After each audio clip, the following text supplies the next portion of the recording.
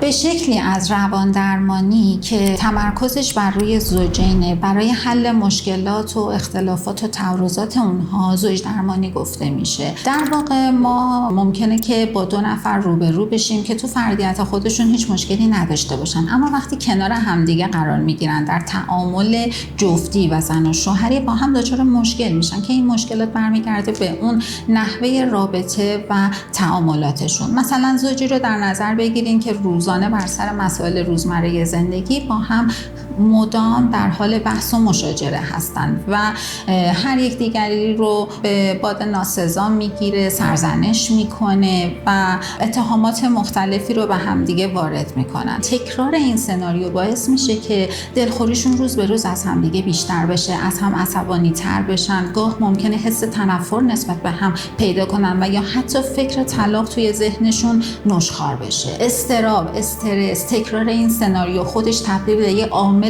قدرتمندی میشه که میتونه رضایت زوجین رو از زندگی زناشوییشون زیر سوال ببره و به اون ناهمفهمی ها و ناسازگاری هاشون دامن بزنه و روز به روز فاصله و سردی رو بینشون بیشتر بکنه و در نتیجه زوجین رو درمانده میکنه. زوج درمانی به روش پارادوکسی در واقع مدل نوینی از زوج درمانی هستش که دو ادعای بزرگ داره. یکی این که سریع التأثیر و کوتاه مدته و دوم جامع التأثیره.